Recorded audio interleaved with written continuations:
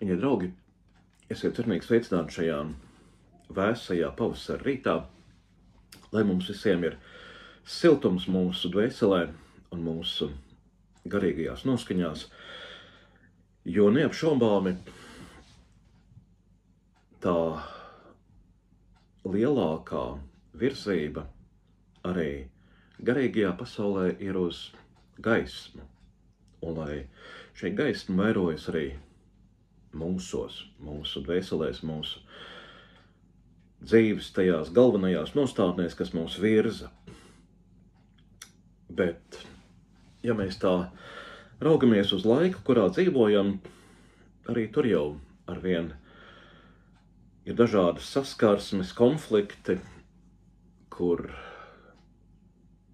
labais, vai kā mēs to uztveram, kā labo, konfliktē ar varbūt netik labo. Tas pats, kas notiek mūsos, tas notiek arī mums apkārt, ārējās pasaules norisēs. Un ir tik labi kādreiz apstāties un sajust, ka tevī ir kāds spēks, kāda enerģija, kas tevi vada patiesībā pretī arvien no jauna tam stabilajam, ja tā varētu sacīt, tam pozitīvajam, kas sniedz līdzsvaru un arī kādreiz drošību. Un šajā noskaņā mūs uzrunā arī vārdi, kas rakstīti vienā no visinteresantākajiem pasaules vēsturē uzrakstītajiem dokumentiem Jāņa evaņģēlijā, kas ir ārkārtīgi dziļš un mēs pavisam noteikti varētu teikt mistisks teksts. Un šajā Jāņa evaņģēlijā ir vairākas, pareizāk sakot, 7 tādas atsevišķas pieturas, kur Jēzus Kristus par sevi saka tādus ļoti zīmīgus vārdus, kas sākās ar 2 vārdiem es esmu. Un šajā pēc lieldienu laikā mūs jo īpaši kristīgā tradīcijā uzrunā šie vārdi, kas saka tā, es esmu labais gans. Tie rakstīti ir Jāņa evaņģēlija 10. nodaļā, kur tā ir teikts, es esmu labais gans, saka Kristus.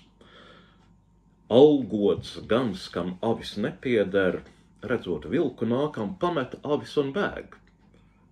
Un vilks tās sakampja un izklīdina, jo algā dzim avis nerūp.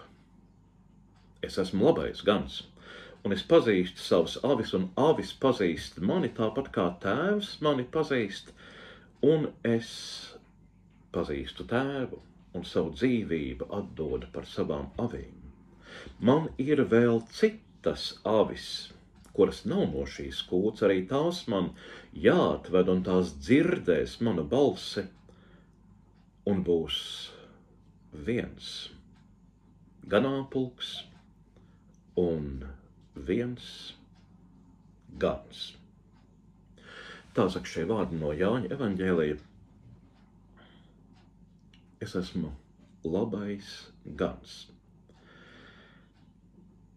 Un tur ir tālāk runāts par ganu, par kādu ļoti īpašu ganu, kas, kā jau mēs saprotam, gana avis.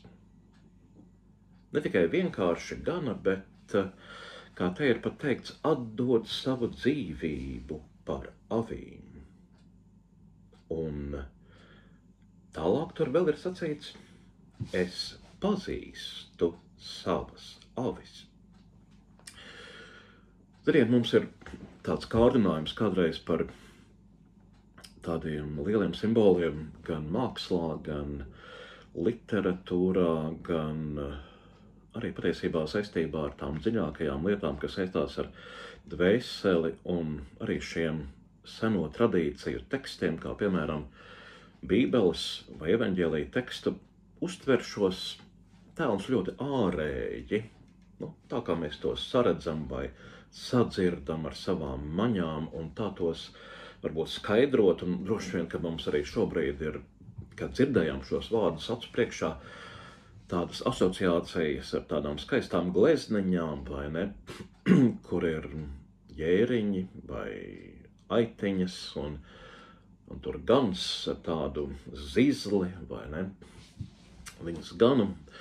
Bet, ziniet, tas jau ir tikai tas pats virsējais slānis, un jautājums ir, vai mēs varam saskatīt kaut ko sevī pašā, jo tās svarīgākās norises saistībā ar, piemēram, būšanu kādās labās ganībās vai pazušana no ganībām un nokļūšana varbūt kādu, ja tā varētu sacīt, vilku, kā šeit ir teikts, rokās, un arī saistībā ar kādiem augāģu ganiem, tas jau viss ir daudz svarīgāk mūsu pašu dvēselē, mūsu iekšējās noskaņās, mūsu iekšējās norisēs.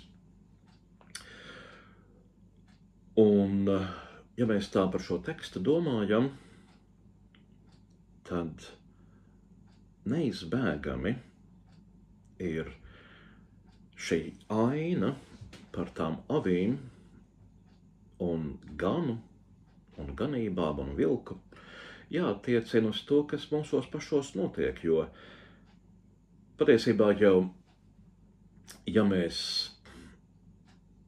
skatāmies sevi, tad cik gan bieži, vai varbūt arī reti, bet kādreiz katram no mums arī ir kāda situācija bijusi, kur mēs tā kā iekšēji jūtamies kā pazuduši, vai ne? Jūtamies kā tādi, kas, neredzam cilvēks, tu neredzi īsti ceļu, ko tev kādā situācijā darīt, ir grūti izšķirties, uz kuru pusi doties un kā rīkoties. Tu esi varbūt aizbēdzis no savas īstās patiesās vietas. Jautājums ir, kā tad tev tikt atpakaļ, vai ne? Tajā ārējā pasaulē ir daudz un dažādi piedāvājumi par ganiem, par autoritātēm, par varbūt institūcijām, par, viena vai otru draudzi, baznīcu, mācītāju, guru, garīgu skolu, teoriju, kas kaut ko piedāvā, ka tu būsi laimīgs, piedāvā, ka tu nemaldīsies, piedāvā, ka tu būsi vesels, vai ne? Un cik gan bieži cilvēks, kā mēs sakām, uzraujās vai pakļaujās šādiem aicinājumiem. Tas, ko mēs zinām mūsu laikos par dažādām finansu schēmām vai mahinācijām, kur cilvēki tiek pakļauti, kādreiz paši to neapzinoties kādām ne īpaši tīrām vai godīgām vai skaidrām lietām, kas saistās ar naudu un finansēm vai īpašumiem. Tādas pašas lietas notiek arī ar mums, mūsu iekšienē. Varbūt tas ir daudz nozīmīgāk un svarīgāk. Jo, ja tu esi pazudis iekšēji vai zaudējis kādā iekšējā mahinācijā pats sevi, tad to bagātību atgūt ir kādreiz grūtāk nekā varbūt naudu vai īpašumu, ko tu esi pazaudējis. Bet, skatoties uz šo tekstu, es esmu labais gans. Un labais gans atdod savu dzīvību par savām avīm. Atcerējos kādu filmu, kādu amerikāņu spiegu filmu ar tieši tādu pašu nosaukumu Labais gans. Ja? Labais gans, šī filma gan nav ne reliģiska, ne kristīga, tā sakot, lai gan kas gan savā būtībā, kas gan nav ne reliģisks, ne kristīgs, ja mēs tā varētu vaicāt. Bet šī filma savā saturiskajā līnijā saistās ar tā saukto augsto karu starp amerikāņu un padomju dažādiem aģentiem, spiegiem, spiegu trilleris. Un šajā spiegu trillerī ir kāda aina, kur divi no šīs filmas varoņiem no pretējām nometnēm sēdošie un satiek viens otru baznīcā. Ļoti interesanti, kādā senā baznīcā. Un viens no šiem filmas personāžiem, arī, ka mēs to varam saprast, viens ļoti pieredzējis spiegs, ļoti izsmalcināts savā militāri, politiskajā vai, teiksim, ne īpaši tādā mierīgā karjerā, jautā un saka otram tādam pašam no pretējās nometnes, kā mēs varam iedomāties. Amerikāņu un padomju aģenti satiekas. Un viņi saka, tā mums katram ir savas vājības. Mums katram ir savas vājības. Kādas ir tavējās? Ar to arī šī aina tur tajā filmā baznīcā beidzās. Bet es tā domāju, šo ainu atceroties, jā, patiešām labais gans vaicā tieši šo jautājumu. Nu, kādas tad ir tavas vājības, kur tu vari vienkārši pazust, kur tu vari nomaldīties, un vai tu vari to saprast un aptvert. Diez vai pie tā palīdzēs kāda ārēja autoritāte, kāda institūcija, ja tu pats nespēsi ieskatīties dziļi, dziļi sevī. Ja tu pats nespēsi sadzirdēt to savu es esmu balsi, arī tevī skan šis es esmu labais gans. Arī tevī ir durvis, arī tevī ir kāds ceļš augšām celšanās un dzīvība, arī tevī aug kāds patiesais vīnakoks, kur Kristus visus šos vārdus saka par sevi, bet tas viss ir mūsos pašos. Vai tu spēji atrast Kristu sevī? Atrodot savas vājās un arī noteikti, cerams, savas spēcīgās puses, tās noliekot savās vietās, neizklīstot, iekšēji neizklīstot. Vai tu pazīsti sevi, vai tu ļauj tam savam labajam ganam, kas ir tevī, nekur ārēji, bet tevī pašā, pazīt tevi pašu. Kristus saka, man ir vēl citas avis, arī tās man jāatved, tās dzirdēs. Mana balse būs viens ganāmpulks un viens gans.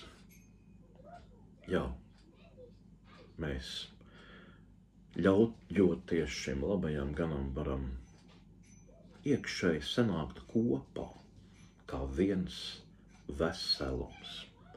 Un lai pie tā arī palīdz mums šīs svētdienas rīta pārdomas, meklējot, atrodot to labo ganu sevi. Ne bērnišķīgi, naivi, ārēji, vizualizējot kādas skaistas bildītes, bet savā dvēselē nopietni un iekšēji klusumā pārdomājot, kas es esmu. Un varbūt arī izejot šajā pavasarī pie dabas, ieelpojot svaigo gaisu, ieklausoties putnu dziesmās un pieredzot tas labais gans, tas runā, tas vada mani it visā, kas ir arī man apkārt. Tas rāda man, kas es pats esmu. Grib, lai es sevi atrodu. Un lai patiešām mums svētīga, gaiša šī svētdiena un jaunā nedēļa arī ārējās norisēs, peripētajās, saskarsmēs, varbūt patīkamās, varbūt netik patīkamās pieredzēs, tomēr meklējot un tuvojoties labajam ganam sevī pašā. Mūsu Tēvs debesīs, svētīts lai top tavs vārds, lai nāk tava valstība, tavs prāts, lai notiek kā debesīs, tā arī virs zemes. Mūsu dienascho maizi dod mums šodien, un piedod mums mūsu parādus, kā arī mēs piedodam saviem parādniekiem, un neieved mūsu kārdināšanā, bet atpestī mūs no ļauna, jo tev pieder valstība, spēks un gods, mūžīgi mūžos. Āmen.